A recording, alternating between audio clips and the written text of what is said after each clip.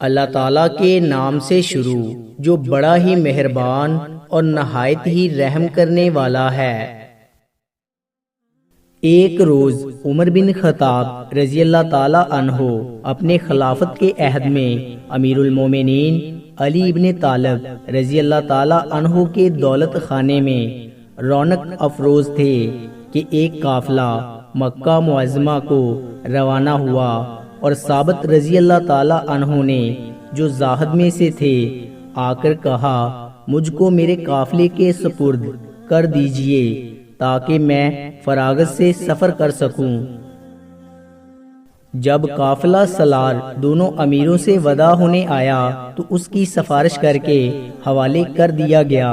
قافلے والے حت الامکان کی تعظیم و تکریم میں نہایت ہی سرگرم رہتے تھے کیونکہ ثابت رضی اللہ تعالیٰ عنہ ایک وجیحہ اور خوبصورت جوان تھا۔ ایک عورت نے اپنے آپ کو اس کے سامنے پیش کیا چونکہ وہ نہایت ہی نیک سیرت اور پابند شریعت اور اس میں باسمی تھا، اس کی طرف ذرا بھی توجہ نہیں کی۔ عورت نے کہا تجھے میں بلا تہمت میں گرفتار کروں گی جس کی شرمندگی سے کبھی نہ چھوٹے گا۔ ثابت رضی اللہ تعالیٰ عنہ نے جواب دیا خدائے تعالیٰ عادل ہے۔ عورت نے شہوت سے مجبور ہو کر اپنی مراد ایک غلام سے حاصل کی اور حاملہ ہو گئی۔ جب وہ حمل سے واقف ہوئی تو اس کو ثابت رضی اللہ تعالیٰ عنہ کے سر تھونپنے کا ارادہ کیا۔ ایک رات ثابت رضی اللہ تعالیٰ عنہ کو سوتا دیکھ کر زیورات کا ڈبہ اس کے اسباب میں چھپا دیا۔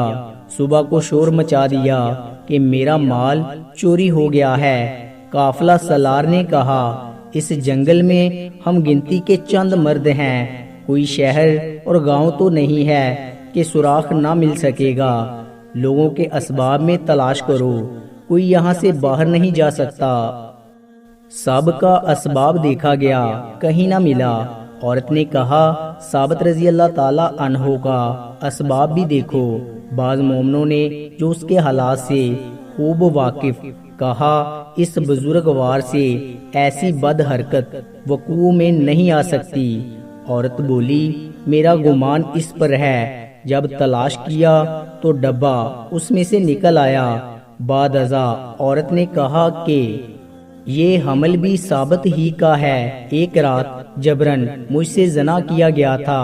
چوری اور زنا کے ثابت ہو جانے کے بعد قافلہ سالار نے ثابت کے گلے میں رسی ڈال کر اس عورت سمیت خلیفہ وقت کے پاس بھیج دیا۔ خلیفہ وقت نے اس کے سنگسار کرنے کا حکم دیا۔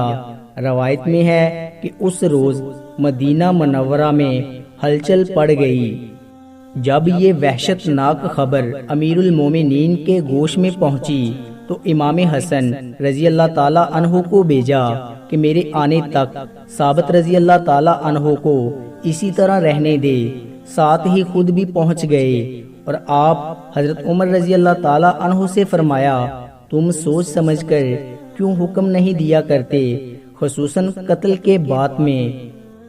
بعد ازاں امام حسن رضی اللہ تعالیٰ عنہ کو عورت کو بلانے کے لیے بھیجا۔ عورت نے پوچھا مجھے کس نے بلایا؟ فرمایا امیر المومنین علی ابن ابی طالب رضی اللہ تعالیٰ عنہ نے۔ دل میں کہنے لگی افسوس کہ اب میری رسوائی کا وقت آ گیا۔ جب وہ حاضر ہوئی تو امیر المومنین نے فرمایا کہ مجھے پہچانتی ہے، میں علی ابن طالب ہوں، میرے سامنے سچ سچ بیان کر دینا اور کوئی خلاف واقعہ نہ کہنا۔ بتا اصلی واقعہ کیا ہے اور یہ حمل کس کا ہے؟ وہ بولی ثابت کا، اور خلیفہ زماں کے سامنے چوری ثابت ہو چکی ہے۔ جناب امیر نے دیکھا کہ عورت سچ نہیں کہتی اور اپنی قول پر اصرار کرتی ہے تو امام حسن رضی اللہ تعالیٰ عنہ سے مخاطب ہو کر فرمایا کہ وہ نیم عصا اور گاڑی کپڑے کا ٹکڑا جو گھر میں ایک کونے میں رکھا ہے لے آؤ۔ امام حسن رضی اللہ تعالیٰ عنہ مطلوبہ سامان لے کر آئے۔ نہایت ہی تاکید سے فرمایا کہ سچ سچ بیان کر دے کہ اصلی واقعہ کیا ہے۔ جب اسے سمجھانے سے اور تاکید کرنے سے بھی کچھ نتیجہ نہ نکلا تو عورت کو لیٹا کر نیم عصا اور کپڑا اس کے اوپر رکھا اور فرمایا اے پیٹ کے بچے، جو حق اور سچ ہے بیان کر۔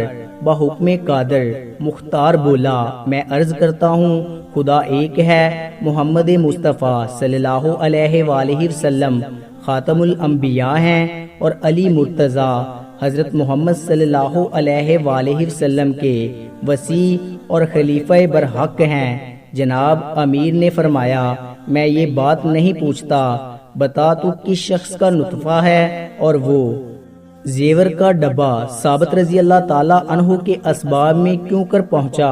بچے نے جواب دیا اے وصی خیر المرسلین، اس عورت نے کئی بار اپنے آپ کو ثابت رضی اللہ تعالی عنہ کے سامنے پیش کیا، جب وہ بزرگ گوار اس کی طرف ملتفت نہ ہوئے تو اس نے ایک غلام سے زنا کیا اور اس غلام کا نطفہ ہوں۔ اس نے غصے کے مارے اپنے زیور کا ڈبہ ثابت رضی اللہ تعالی عنہ کے اسباب میں چھپا دیا۔ القصہ اس صاف ستھرے معجزے کو دیکھ کر سب لوگ حیران رہ گئے۔ حضرت عمر رضی اللہ تعالیٰ کے حکم سے پھر عورت کو سنگسار کرنے کا حکم دیا گیا۔ پھر حضرت عمر رضی اللہ تعالیٰ عنہ اور دیگر اسباب میں نہایت ہی عجز و نیاز سے عرض کیا یا امیر المومنین، یہ نیم عصا اور پارچہ کیا چیز ہے؟ فرمایا ایک روز کا ذکر ہے کہ میں اسی مسجد میں سرور کائنات کی خدمت میں بیٹھا تھا کہ ثابت رضی اللہ تعالی عنہ آئے۔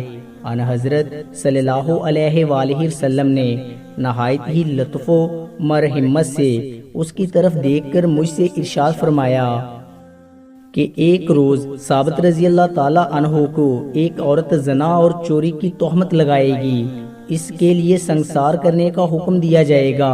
میں نے عرض کیا یا رسول اللہ صلی اللہ علیہ وآلہ وسلم، اس کی خلاصی کی تدبیر کیا ہوگی؟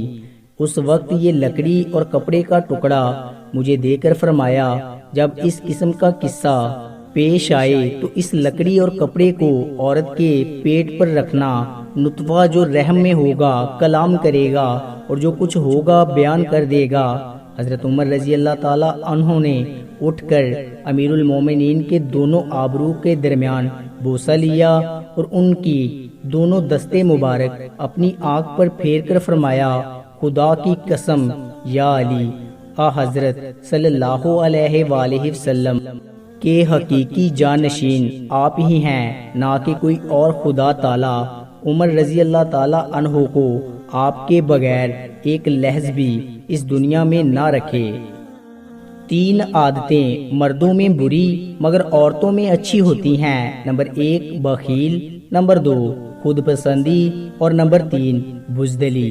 وضاحت، کیونکہ عورت بخیل یعنی کنجوس ہوگی تو اپنے اور شوہر کے مال کی حفاظت کرے گی، خود پسند ہوگی تو ہر کسی سے نرم گفتگو ناپسند کرے گی، اور بزدل ہوگی تو ہر شے سے گھبرائے گی، لہذا گھر سے باہر نہیں نکلے گی اور اپنے شوہر کے ڈر سے تہمت کی جگہوں سے بچے گی۔